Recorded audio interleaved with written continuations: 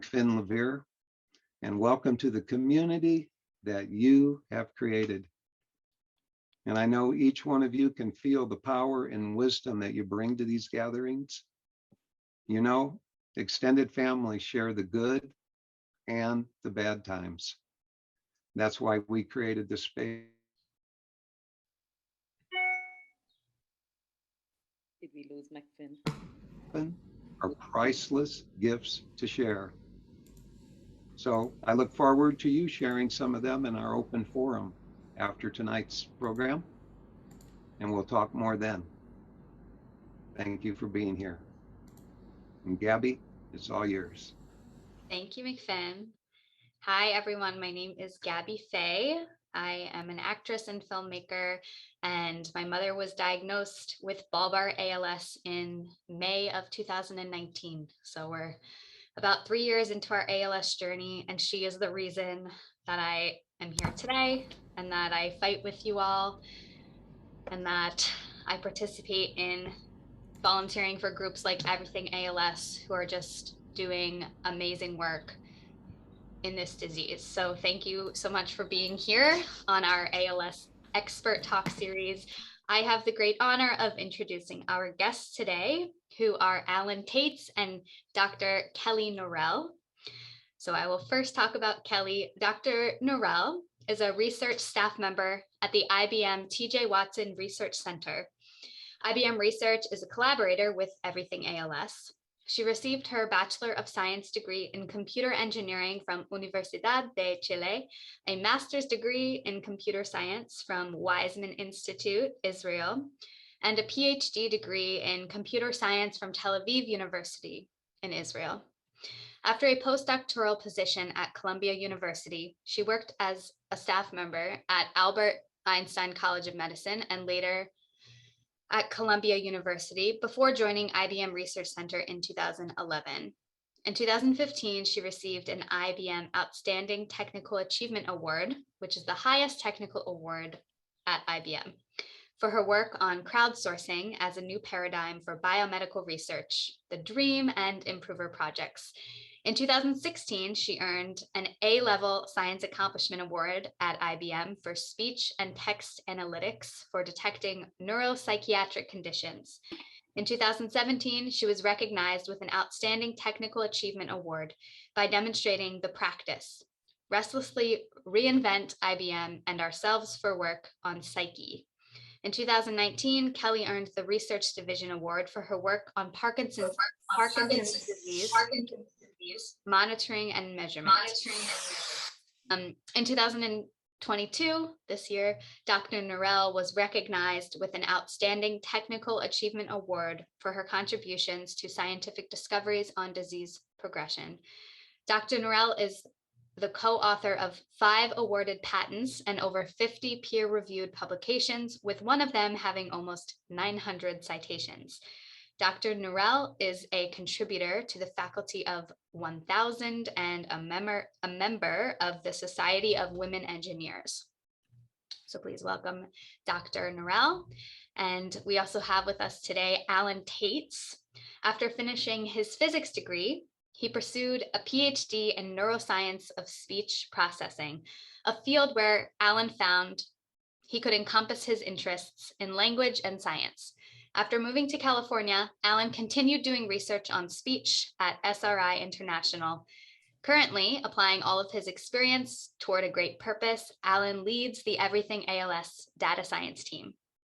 So before we turn it over to our amazing speakers today, I actually also want to introduce Indu Navar, who many of you know. She's the founder of Everything ALS, and she is going to share the metric results of the latest Everything ALS speech study. So, Indu, all yours. Thank you, Gabby. That was so excellent. And, before we talk about the results, which, preliminary findings, I just wanted to, kind of bring to you guys every time we come in and say, please sign up for our speech study. Please sign up for our speech study. What does that mean, right? So I just wanted to show you, how many people have really joined us and what has been going on in the last about 16 months within our organization. So we have a tool that we built in internally to monitor the studies. So if you really see how many people really said they were interested, this is a dashboard, this is a tool, and some of the data I can't show because, as you can see, we have a patient information. So I'm going to show you some dashboards. That is about 951 people actually said that they were interested in participating in our speech study. So that included people with ALS, blood relatives, non-blood relatives, and also asymptomatic carriers. Out of that, about 850 people signed the consent form. That is, after they say they're interested, we give them the consent form, and now it's transformed into, when you create an account, you get to do online. But 850 people created the consent form. As you can see, what this dropped status means that, because of ALS being a fast progressing, some of the people, about 100 people who created the account, who were doing the speech, actually couldn't do it anymore. And people who actually didn't create an account, that's called dropped status. So what we have is about 621 people created the account, but about 551 people really did our speech. And out of that, about 416 people were controls. That includes blood relatives and non-blood relatives, and about 205 people with ALS. So, and also what we do is, so this is why it's very important. That's why we keep asking people to participate, because a lot of people, we need a lot of data. And as Kely and Alan will tell you, when they analyze the data, why this data is important, what are they trying to find? And also on top of it, I wanted to also bring out, we do have ethnicity report that we look at and we monitor very, very closely. And as you can see, a lot of it is Caucasian population, but we are also getting other population like the Black African American or Hispanic or Asian. And we do monitor those things to get the representation of United States. And can we do better? Absolutely. But this is very, very important to get inclusion and diversity into the study, because as we are trying to find something in this biomarker, it's very important to really get the real representation. So with that, I just wanted to show you how we actually manage this data. We have a whole portal where all the students come in, and if you see, I'm going to just show you all the participants who actually we actively manage, who has been, and I do not have any PHI information here other than student ambassadors. The student ambassadors get assigned to everybody who comes in, and they get a unique ID and who's created the account, who's signed the consent.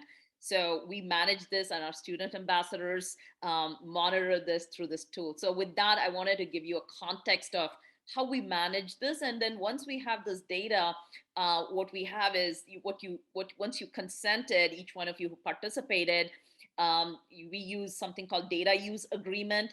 And this agreement is signed by our scientists, and they actually analyze the data and they share it with us. Some of the times we meet on a weekly basis with Kely and Alan and others to actually discuss what we found. So we want to give you a little bit of what happens behind the closed doors here today. So with that, I will pass it on over to Kely. Thank you, Indu. Let me share my screen.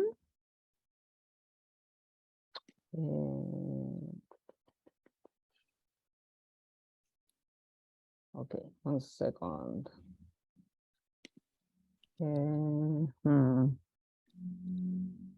Okay, I guess it's interesting. Okay. Well, yeah, it's okay.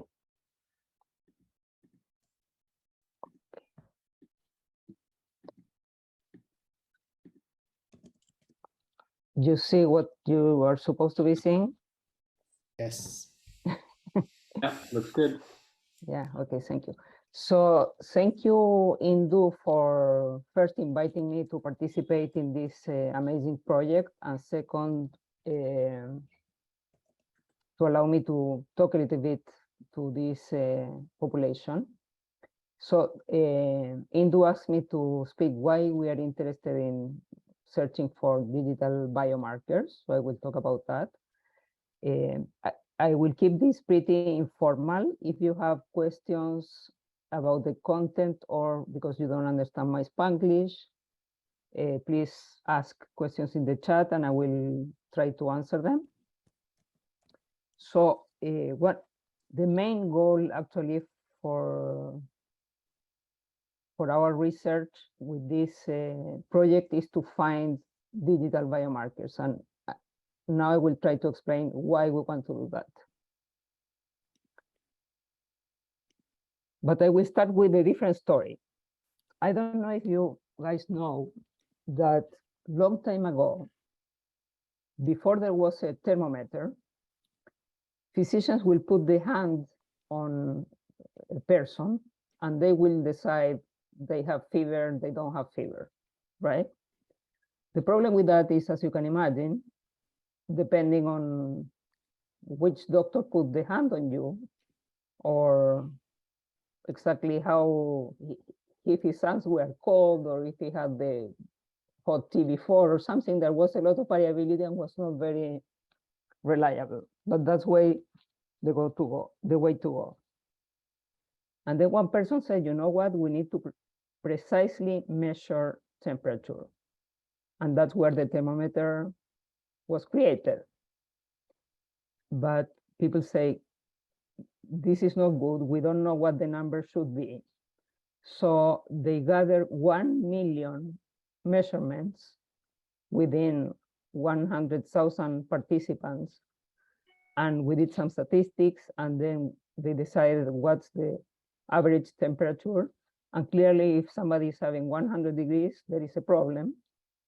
Now, of course, this is, oh, I see a chat. Oh, okay, sorry, not for me.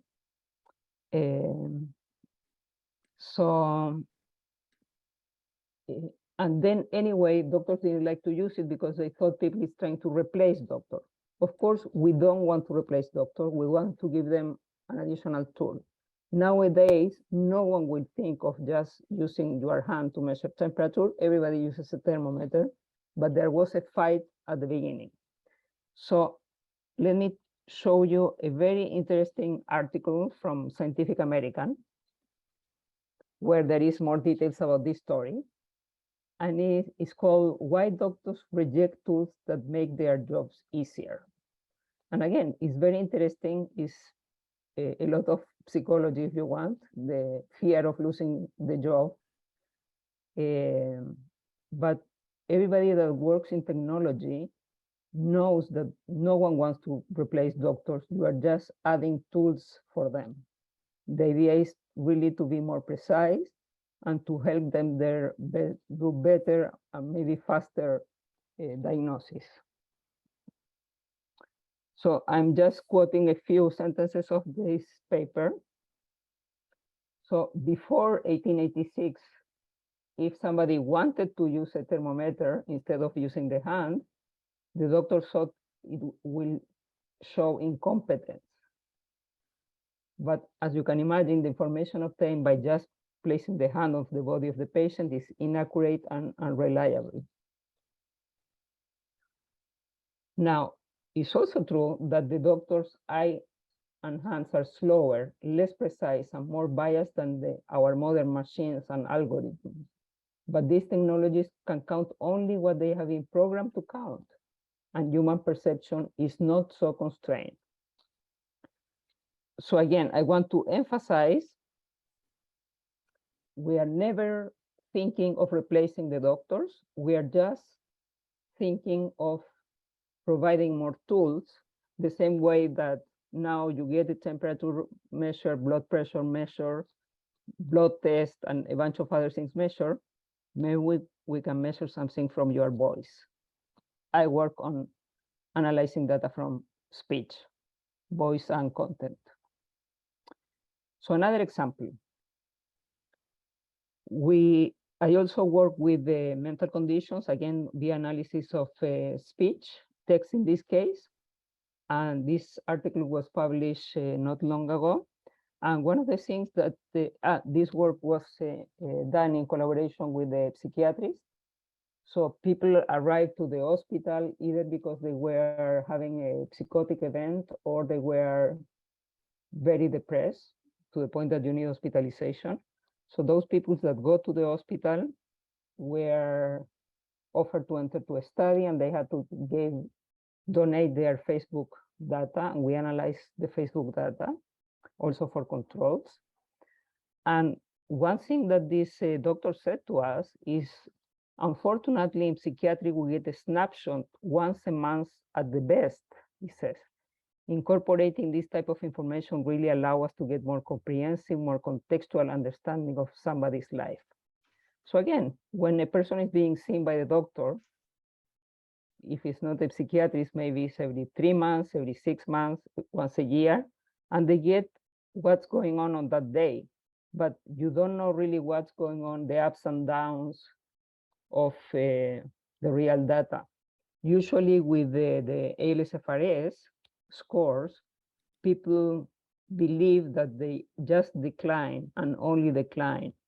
But now that we have measurements once a week or once every other week, we see that even if the trend maybe is declining, you have a lot of ups and downs that we need to take into account. And then the last piece of outside story, if you want, that I want to share to you today is a comment from a young ALS patient that for me was, I don't know, very meaningful. She said, not being able to quantify how I feel is incredibly frustrating. So part of what we want to create are these automatic metrics that will express the same way that the fever or blood pressure, a number that doesn't lie, and you don't have to work for it, in a sense. You don't have to make an effort to get those numbers, will express, will convey how are you doing, how are you feeling, if you are progressing in the disease, if you are staying stable, etc. Okay, so now we go back to biomarkers. Before we will go to biomarkers first. So body temperature, blood pressure, these hemoglobin A1C levels, and many other biomarkers have been used for decades to track disease. But if you know all of them, you need something to measure, right? And usually you don't measure at home. Sometimes you can measure at home. But these and other physiological measurements are essential for chronic condition management. Alas, they're usually captured sporadically, making it difficult to detect early, meaningful changes. Moreover, this information is usually captured only on the clinic or in the hospital. So that's the beauty of digital biomarkers, right? So digital biomarkers are pieces of information, data, that the consumers, patients, or non-patients, in case of a Fitbit, for example, can be somebody that is not a patient, directly collect about health or disease, and then you can manage that to these digital health technologies. They can explain what influences those measurements.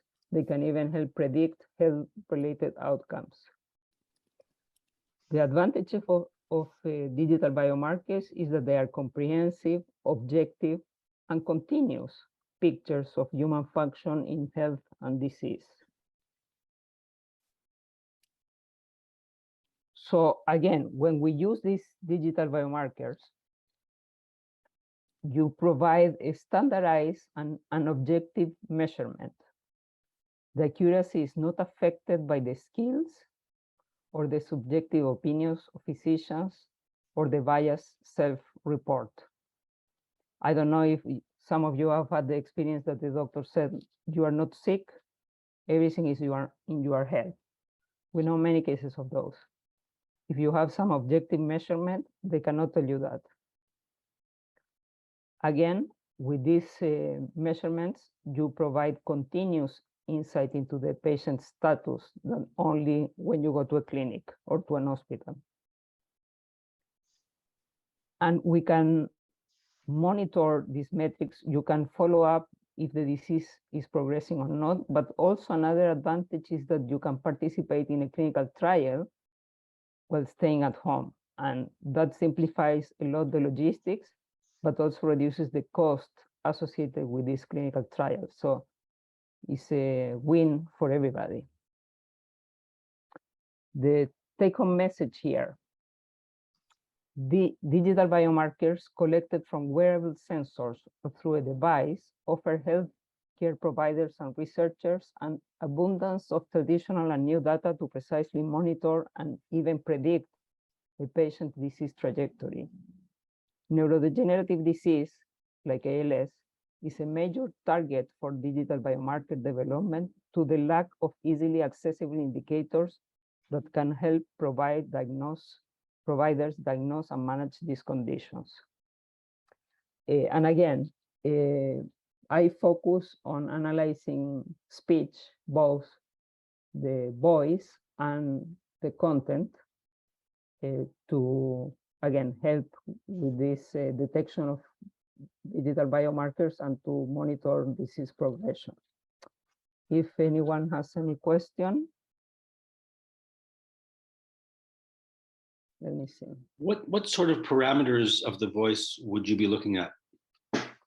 Okay, so we look many. We look some of them that are known, like speech rate and articulation rate, but also we try different things, the newest of the algorithms that can result in something meaningful. So we test many, and then once we detect what's working, then we use those. Dr. Norel, hi. We were planning on doing all the questions for both talks towards the end. Okay. So if everyone could just drop just so that we are sensitive to your time. So if everyone has a question, please drop it in the chat, and we will ask them during the Q&A session.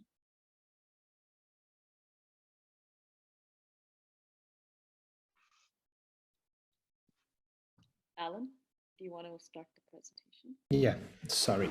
Thank you, Kely, for the talk.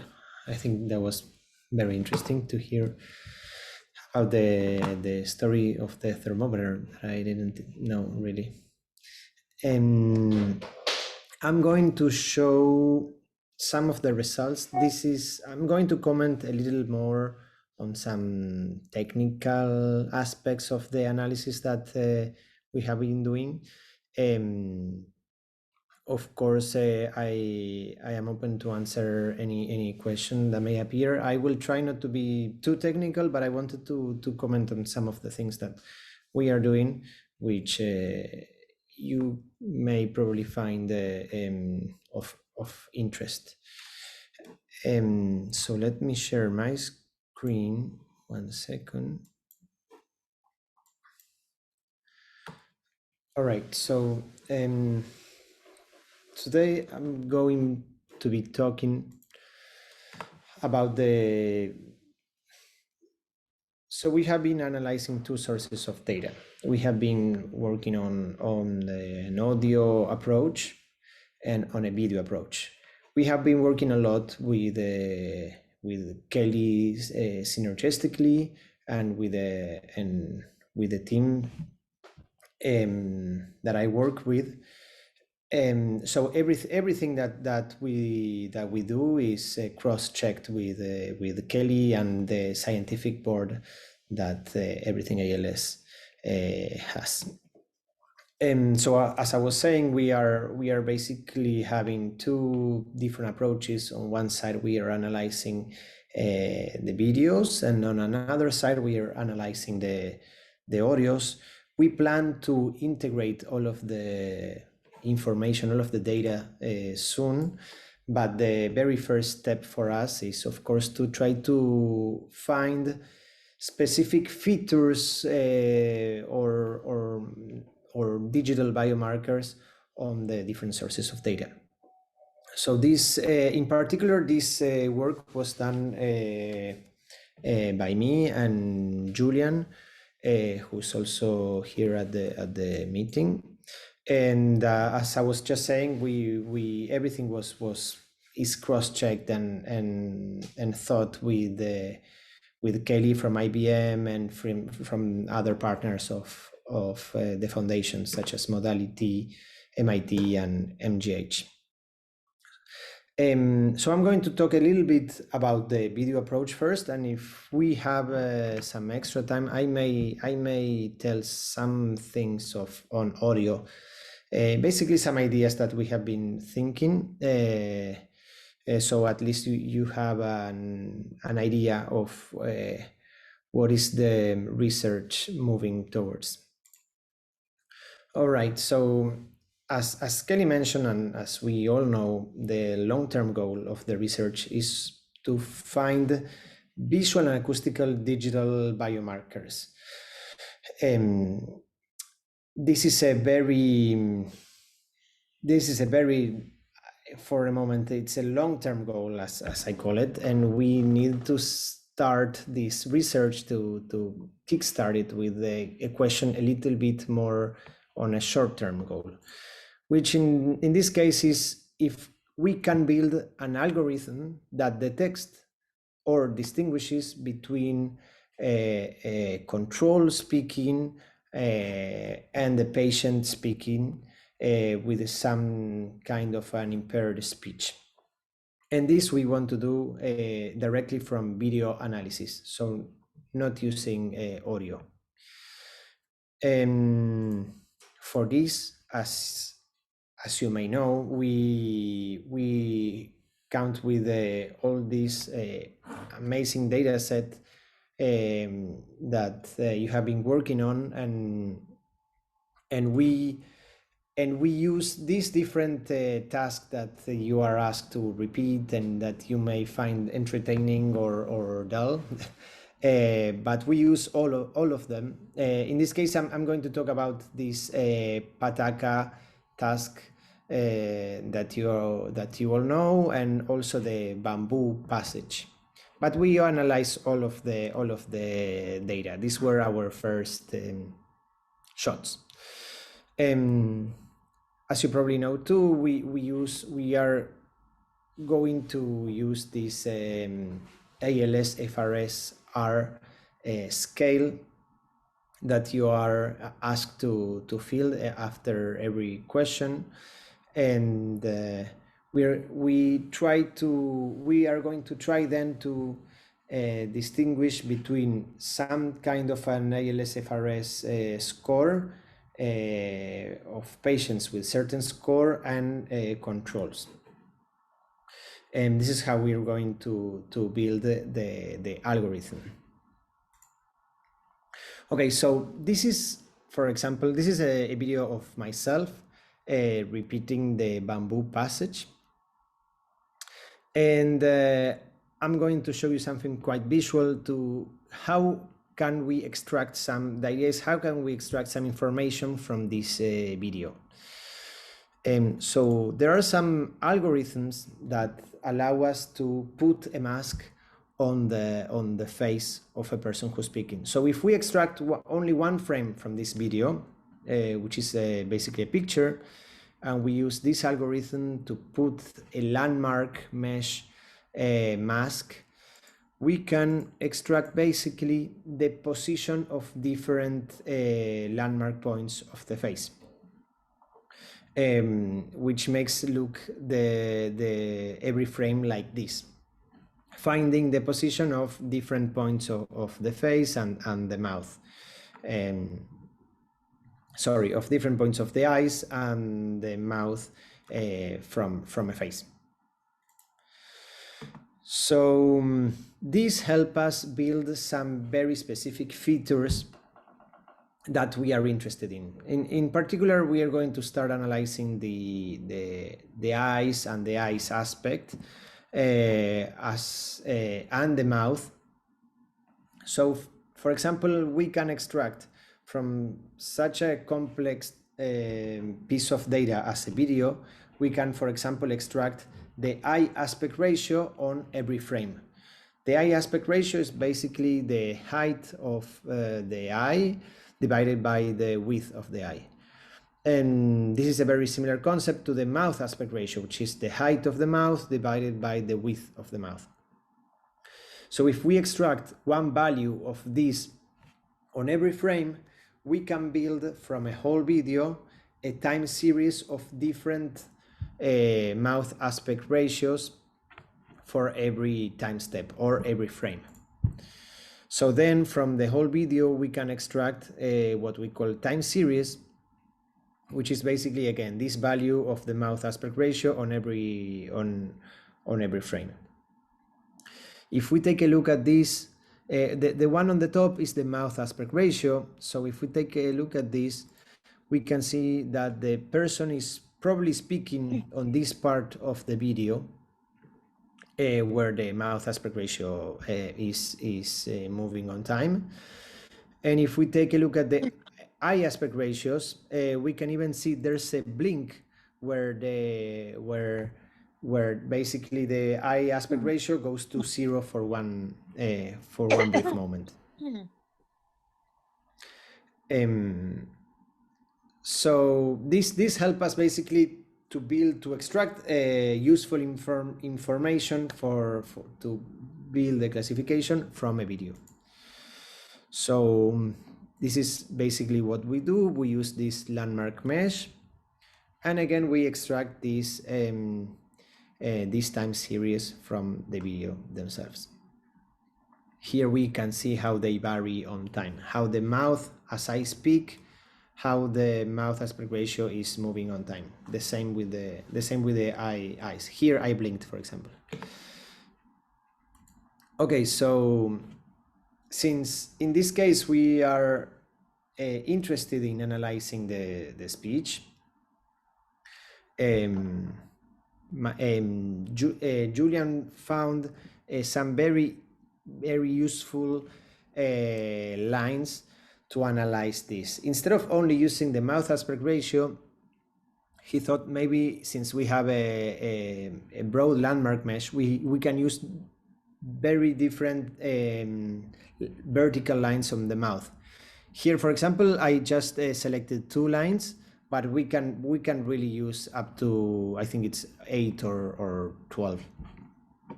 And we can find the different ratios among them. This is a step that we do to normalize if a person is closer to a camera or he's in a different angle.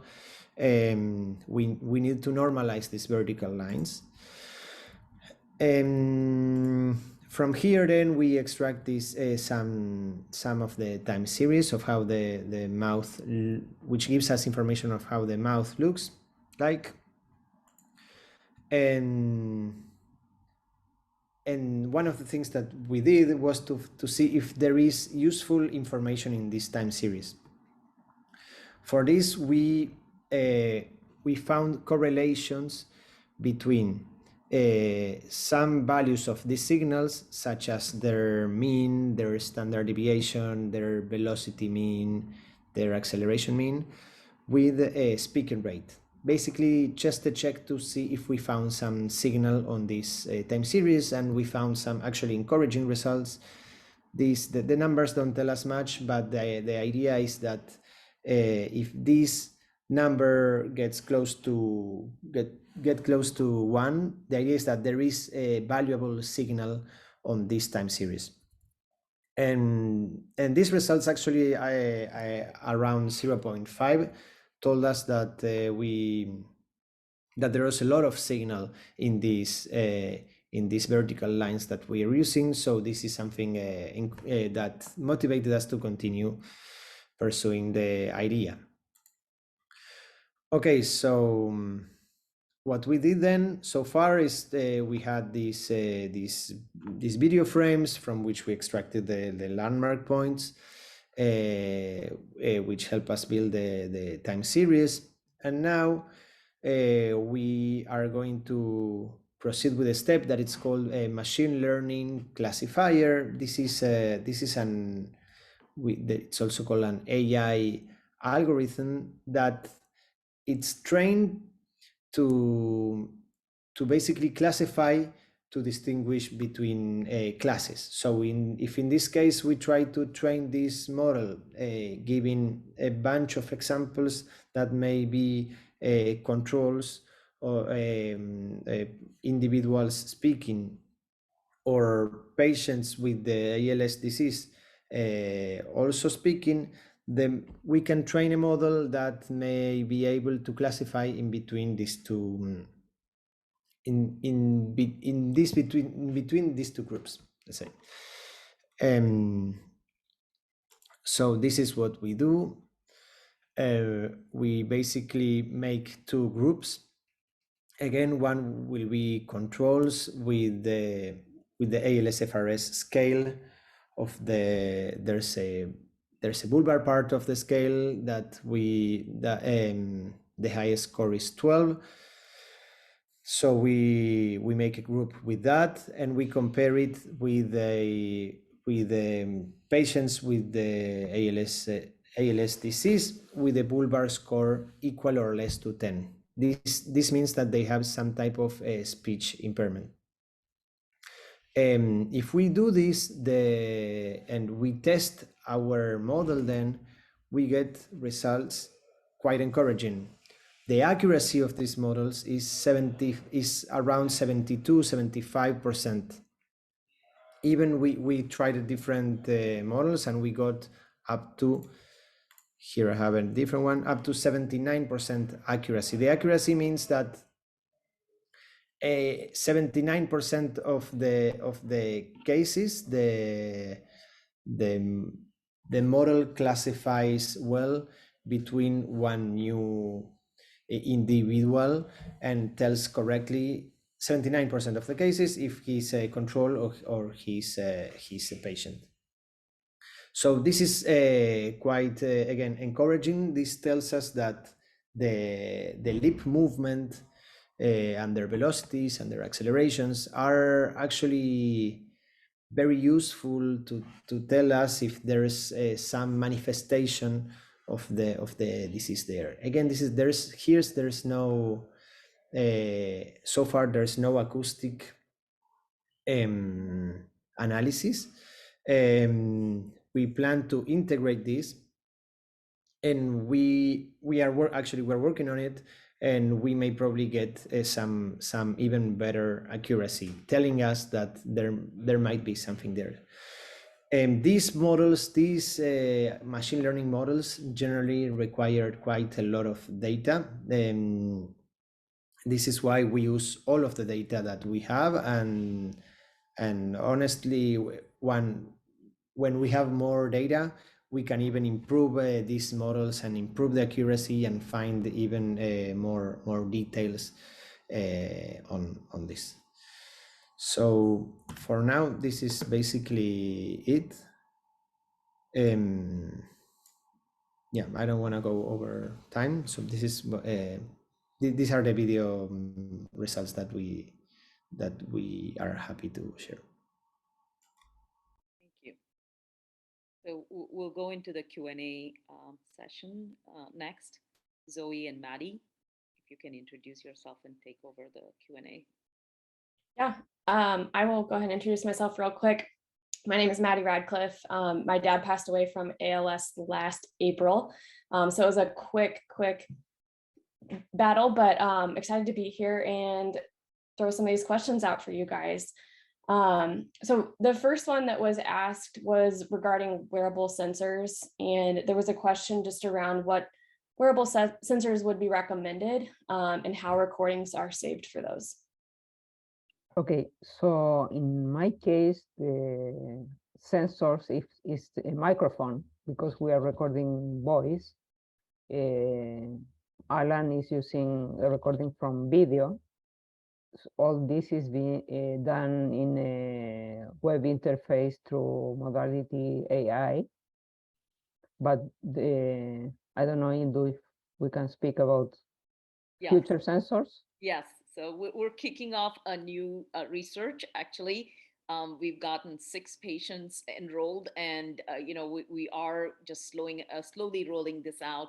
And this would have 3 different things. One is, again, we'll do speech with a different platform called Oral Analytics, and then we'll have spirometer from Zapharex, a company called Zapharex, and also a foot sensor. The sensor will go into the shoes for gait walking from a company called FeetMe. And those sensor data will come directly into the database, just like how we're doing speech, and all of them gets accumulated in the back end. So each of the sensor company will actually send us the data, unidentified form, and then we put together. And I hope that answered your question. Yeah, that's wonderful. Hi, Dr. Norel and Mr. Taitz. That was a wonderful talk. I'm a student ambassador for the study, and I myself was a little fuzzy on the details. So that was really, really educational. Thank you for that. And just to quickly introduce myself, my name is Zoe Lalji. My father was diagnosed with ALS in 2017. And I joined Everything ALS pretty close to the beginning. So I'm just really excited to be a part of the team. So the next question that we got for you guys was some of the participants were wondering what early results we've gotten so far from the data. You just saw results from Alan. Yeah. Yes, that may be an early question, maybe. Mm-hmm. Well, we can head to another question, kind of, I guess, more along the lines with speech. Someone was asking if you're testing people who have other speech problems. Not in this study, but we also work in the past with other data set with the patients with the Parkinson's disease. So yeah, it's true that some of the features we find different between patients and controls are similar to a different type of speech problems. So at one point, we will have to try to look for specificity specific to ALS. Great. Another one of the participants was wondering, as it pertains to studying the eye aspect ratio, she was concerned about whether if she closes her eyes during the counting portion and the pataka portion, would that negatively impact the data? That's actually a good question. Probably if you're not doing that on the rest of the task, it would be better not to do it. We are not, all of the results that I just shown was using the mouth aspect ratio. So this didn't affect anything yet, and we're probably more interested in the mouth. But sure, maybe not closing the eyes could be a good idea. Perfect, thanks. Hopefully this one makes sense, but someone was wondering for like the facial and eye analysis, is this examining cranial nerves? And if so, is it limited to bulbar onset primarily?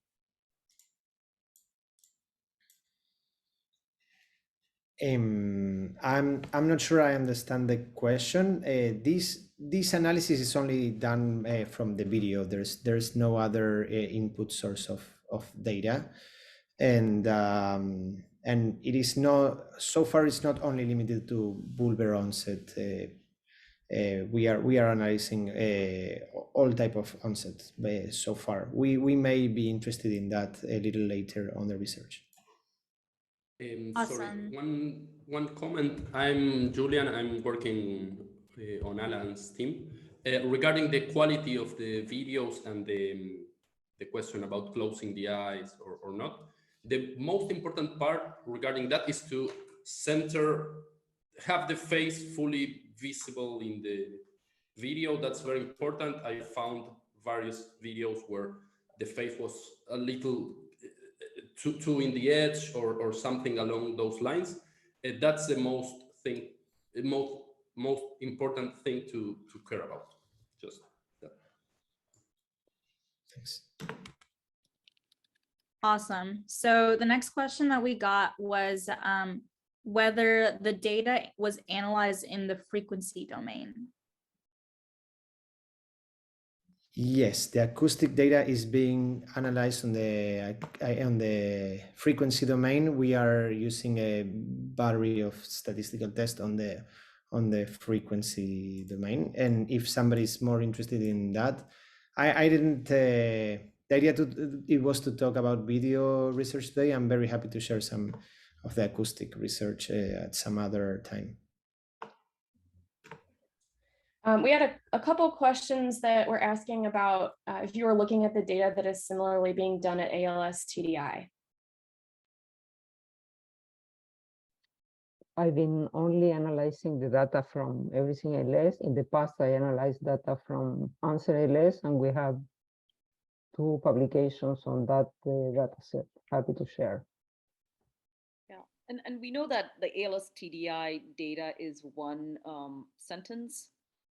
So it's mainly used by Google for, that's what I understand, for mainly to understand the dysphagia for Google Home kind of, for lifestyle. So we haven't really looked into that data, but that's something in our list to do, is to ask them if they'll share the data so we can run some of the algorithms that we are looking at as well. Great. Another one of the questions that we got is, can participants get some feedback from the researchers about whether they may have poor connectivity or microphone or video connection during their sessions? Yes, I think if you've used modality, you do get feedback if there's a poor connectivity or microphone or video. So it's built into the recording as well. And we are looking at some other ways, probably Kely and Alan were talking about it. Once we have analyzing the data, when we see that, we can improve that quality as well, we're coming up with how do we actually improve that quality. Do you want to mention anything about that, Kely?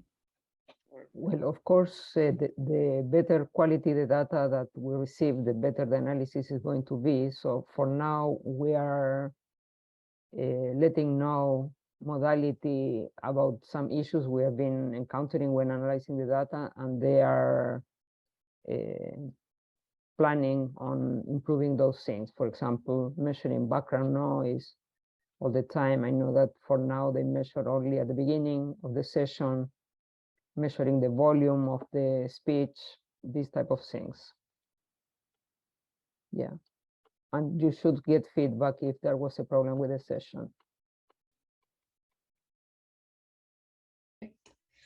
There's a question for Alan. Are these accuracies sample level or person level? Was there any speaker normalization, for example, mouth size, before feeding features into machine learning?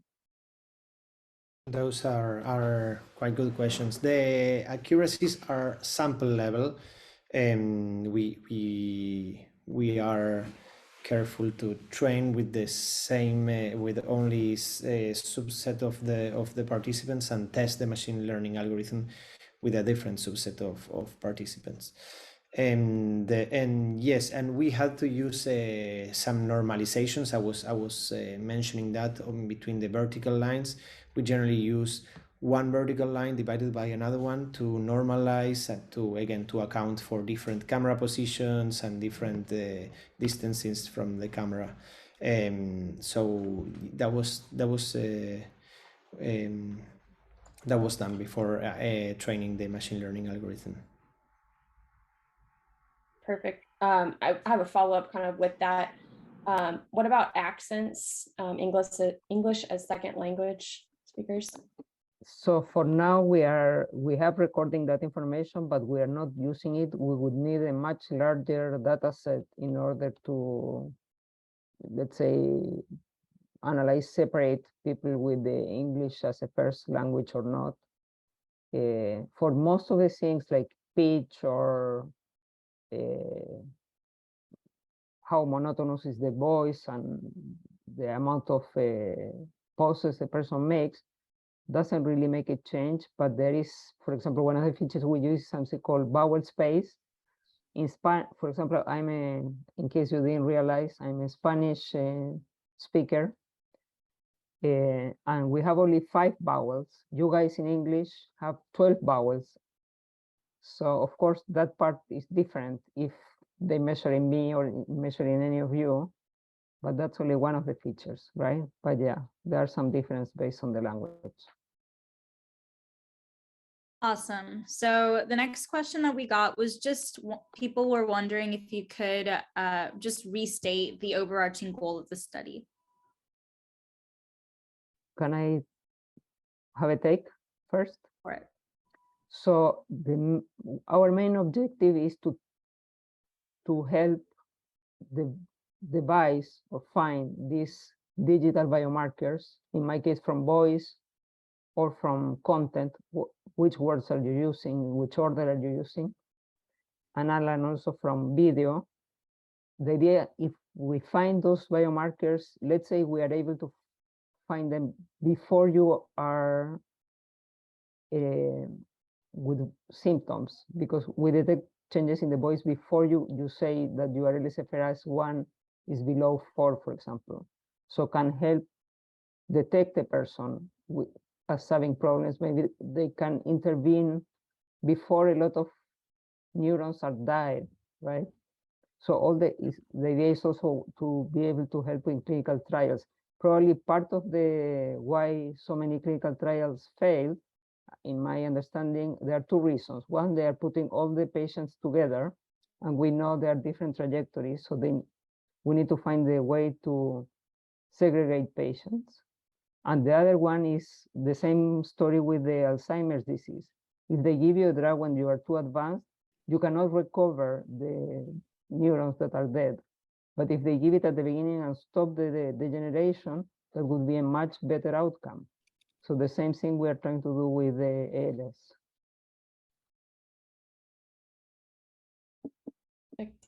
I think we just have 2 more. With respect to the speech study, where are you guys getting participants people from here? Maddie, you're breaking up. I think Zoe, you might want to take that. Yeah, I can ask the question. So the question was, where are you getting participants for the study other than on these forums? Mainly from these forums and also social media. I mean, like literally from anywhere. I mean, if you've seen, we've done a lot of, effort now. We've been covered by press and TV channels, and so we get from different channels, different online, and people come in and they see us, what we're doing. So, and many of you have referred your friends and your, so I think a lot of it has to come from somebody who is very interested in seeing this, because again, it's a longitudinal data. So we're asking for a year worth of coming in every week or every other week, or even once a month, coming in and giving more data. So the more data we get, it's people coming in once or twice is not as effective as coming in and doing the longitudinal data. And Kely and Alan will say, they need density of data. That means they need the same people who can do it over and over again, so we can sample out how it's changing over time. So yes, we get this from from social media and this events from this group, and many of you have referred a lot of the people. So thanks for that. Awesome. Dr. Norel, were you trying to say something? Yeah, Edu told me that there are people here from South America. Anyone from Chile? Raise your hand. Not. Yes, somebody said wrote. Oh, they said Rodrigo said me. Rodrigo said me. Oh, okay. I'm also from Chile, in case you want to. And Alexi said that she found out about us from the DIAL study. So, so yes, I think it comes from different places. But anyway, so I just wanted to mention. Indu, we just got a comment in the chat about one of the participants thought it would be helpful if you could send out emails like ALS TDI does to let us know when the time is to redo the study data. Thank you. We will do that. We will send out more reminders. Thank you. And then the final question that we have for now is, have you considered looking at patient family members with an ALS gene to identify any biomarkers before a potential diagnosis in the future? It's part of the plan, but it's a harder question. We are starting with the first being able to classify control versus patient, and then we will go to those harder questions. Yeah, but it's part of the plan. Awesome. Okay, so that is actually our last question, and it's about at the hour mark. So out of respect for your time, we will probably end the official Q&A here and launch into the open forum. You're welcome to stay after. The open forum is just where everyone speaks freely and we just kind of connect as a team and as a group, as a family. So yeah, Indu, McFinn, is there anything you guys wanted to say? I think we had, I think we can go to our open forum. Well, I wanted to say that this was another great presentation and to thank our speakers. And I'd like to ask Kely, what do you think of our group of our group of extended family listening to your program tonight? So, you know, I think it's a very good idea what you said about that everybody of us is special in one way or another, but you guys share either the disease or somebody close to you with the disease. So that's also a type of family, and they understand you and you understand them. So I think it's a really good idea. Thank you. And Alan, I'd like to just ask you, why did ALS attract you? Well, basically, I have been very interested in all of the research that actually ALS involves. I am a speech researcher, but I have also worked in neuroscience during my PhD, and I just find the purpose on this research much more meaningful than others that I participated in. So I immediately thought this was something very different from everything I have been doing. So that's why I got so hooked to working here. Thank you. That, you know, there's always a reason that people come together, and it feels like it's heartfelt with both of you. And so we just want to say once again, thank you. And now, folks, it's the extended family time. And, So, and we do have Hira, who is going to actually have some special announcement. yeah, Hira, can you come aboard? It just takes a moment, folks. He's coming. You might have to take yourself off mute. He is. Good evening, warriors. I am Hira Aluwalia, living with ALS since 2014. Today I want to discuss a few items with you all. I will also get Maggie to add to the chat. Brother McFinn solicited ideas to better serve PALS and their families. In the open forum, many times good advice is provided and occasionally bad advice. All this advice is lost and therefore the value diminished. Part of the open forum should be a structured forum that is written and topics discussed. In addition, we need an online forum.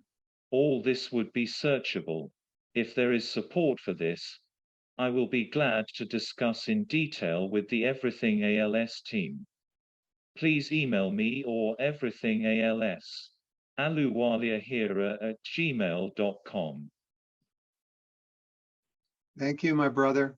Those are, see, folks, each of us has something whether it be small or large, doesn't matter, because it could be amazing to the person who needs it.